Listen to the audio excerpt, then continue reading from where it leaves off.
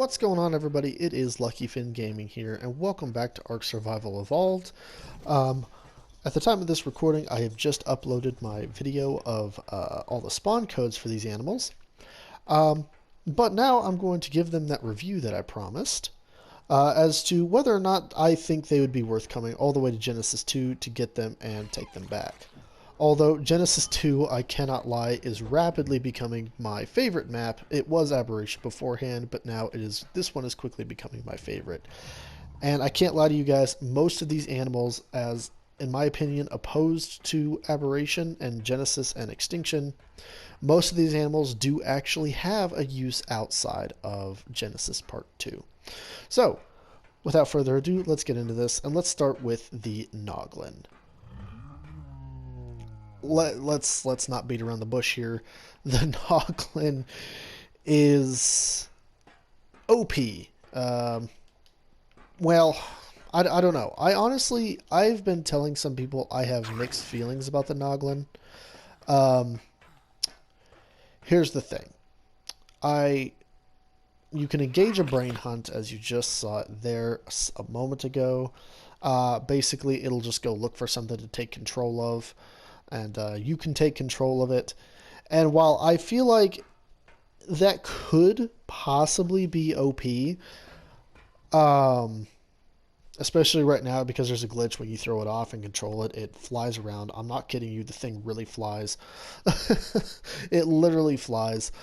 I feel like as far as being able to actually get in and get control of somebody else's tames, or maybe even their body themselves, I feel like, as you know, the reviews are out. Everybody knows what this thing does. Everybody's known what this thing was going to do.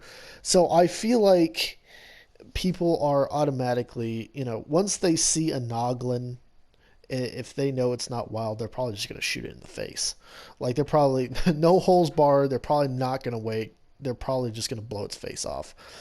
So because of this fact, because of the already set knowledge of the Noglin, I feel like its viability may not be that great. I could be wrong about that. This could be Ark's version of the Oppressor Mark II from Grand Theft Auto.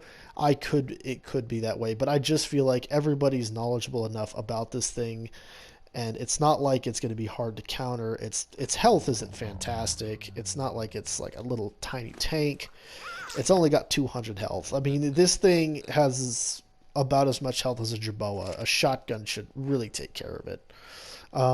So yeah, I think this thing maybe is like a 7 out of 10 in my opinion, just because like I said, it's just, I feel like it could be fairly easily countered, and it can take over turrets, but it's also shot by said turrets. So I mean, let's be honest. Unless you caught somebody completely off guard while they're out, which your average player is not going to be, then it's just not going to be that useful in most situations.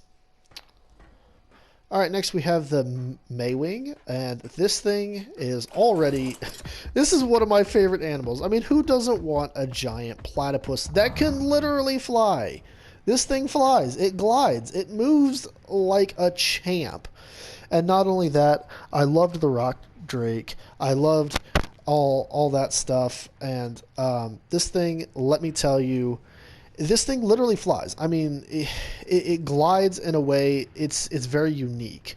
You come in like this, it glides, it flies. I can't sing enough praises about this thing. Like, look, if you stop, like I'm stopped right now. Like, I'm not even necessarily flying forward. It's just hovering in midair. This thing is literally basically flying. So, this thing, I don't think that there's anybody who would argue that this is at least a minimum 10 out of 10.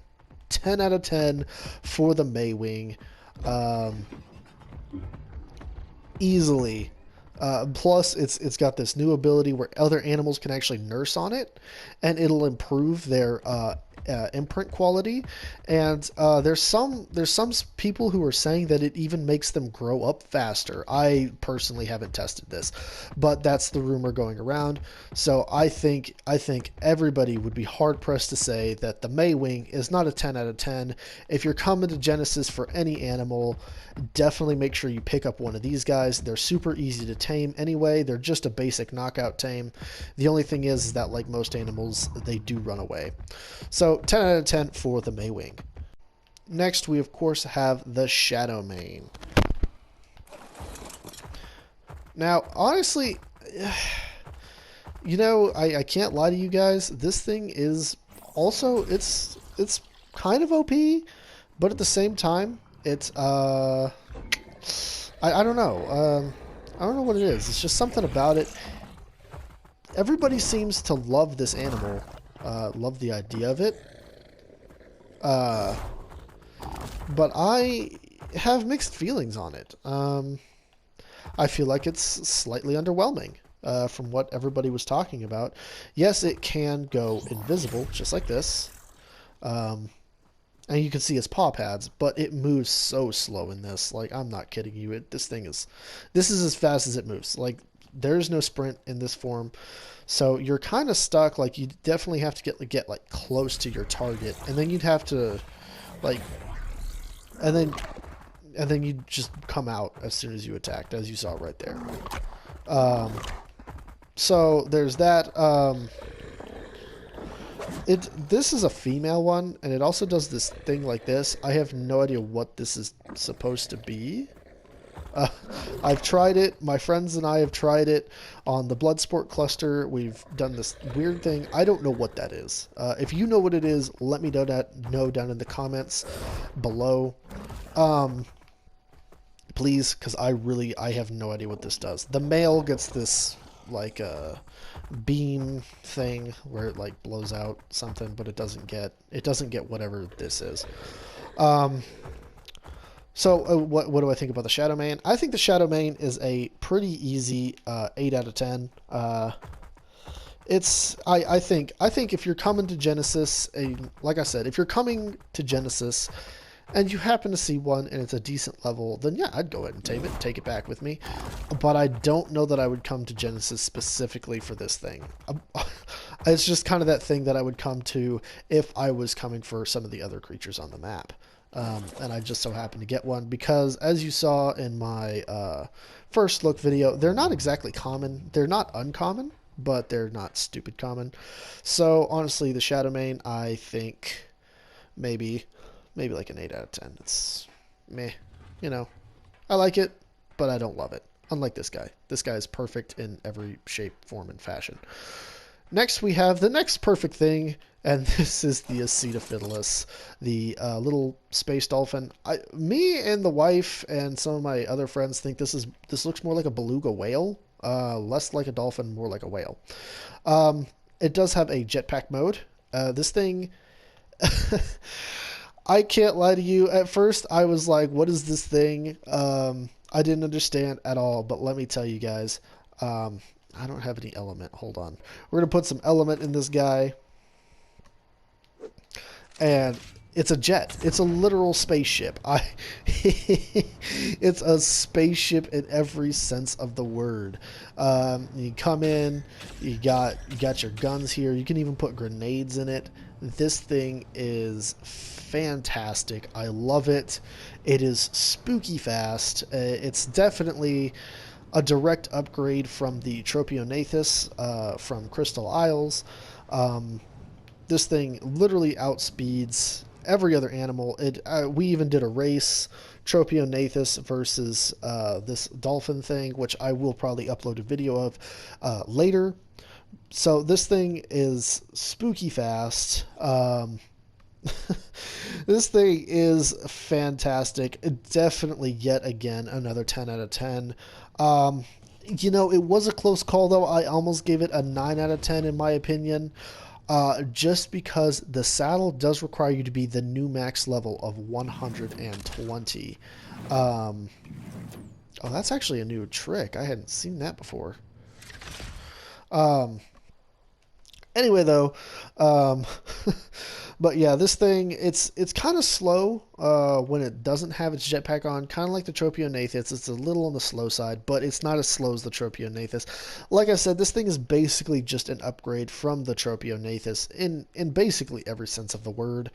Um, and I could even see this being used for cargo hauling. The only problem is, spawned in at cap level, this thing does have its weight is a little iffy. Honestly, it could be a little better.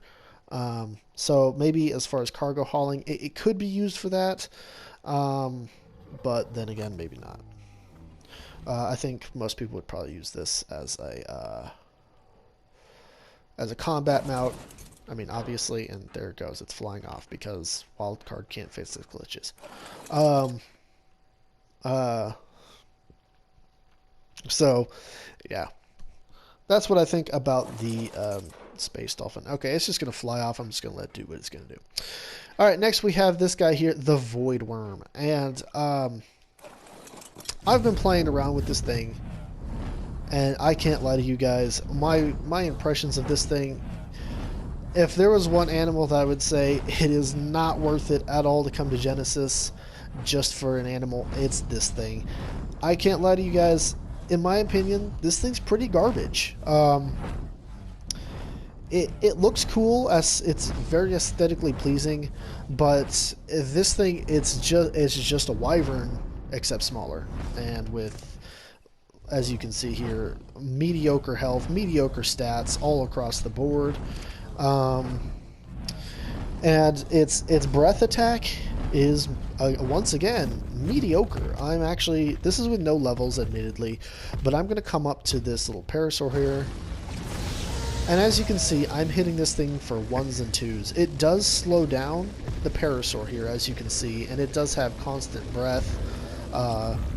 So it did kill that level 95 parasaur moderately quickly, but as you saw, I had to hold it on there, and it was like 3 or 4 seconds there. And when you're trying to fly, that's an eternity, right? So like, let's say I come up to this guy here. I just passed it with barely, I'm sure I've barely scratched this thing. I can do it again. There we go again. I've just barely touched this guy. And as you can see, it's not bloody. It doesn't seem to have taken that much damage at all. So it does have a bite attack, and it does have a grapple. So you can pick your enemies. But honestly, overall, this thing, it's even slow like a regular wyvern. It's not even fast like a crystal wyvern. I think you'd be better off to go to, if you need a wyvern, I think you'd be better off to go to Crystal Isles and grab one of those wyverns. They have lots of awesome, cool abilities. It's the things that this thing just does not bring to the table. So unfortunately, I give this thing like maybe a 4 out of 10, maybe. Like I said, it's just a small, less adequate wyvern. Sorry, Void Worm, but you just don't make the cut. And next we have the Tech Strider, the one that honestly, when I first had a look at it, took me off guard. At first I didn't think this thing would be useful at all. It's slow, as you can see. Even in sprint, it's slower than dirt. But after I got to playing around with it some more, got to understanding it, I think this thing would definitely be a great addition to any tribe. So let's start with its abilities here. First of all, and here's another thing about this real quick. Let me preference this. It really depends on what Strider you get. Now, I've heard that there's supposed to be ways to attach new attachments on it, but I haven't found a way to do that. Take, for example, so here we have this protector rig. I tried to take it off. It doesn't allow that. It won't let me take that off. As you can see, it's not letting me take it off. It's not letting me take off the silence cannon rig. So I don't know. So I've heard that you're supposed to be able to add new things to it, but I haven't figured out a way to do that. However, it doesn't really matter. In my opinion, this thing, is a fortress in itself. This thing is fantastic. I really can't lie to you. You can build on the back of it. Right here. You can't build very much, but you can build on the back of it. You can turn on a literal tech shield, just like that, and it will protect you and your other stuff. Well, yeah. I don't know what it's doing now. This is new. Okay. Okay, then. Anyway, though, it does to protect the animal. Earlier it made the full bubble, so I don't know what that was right there. It may have just been a graphical glitch. And then, of course, you can do this, and as you saw me do earlier, and this will put up a shield in front of you. I can see this being used for bombardments of all kinds. You could also probably put a pillar right here over the operator spot, and the best part is that when you hop off it, unlike the mech, once you hop off it, the shield does stay up. Now, you can go through the shield just like the mech, as you can see here. I'm just walking through the shield. And I know you're probably saying, well, it's because you're an ally. No, not necessarily. Even non-allies can do it. And the best part is it doesn't seem to use any kind of extra fuel. As you can see, it does have a charge capacity, which I'll talk about in a minute, but it doesn't seem to drain that at all. The tech shield does, but the protector rig does not.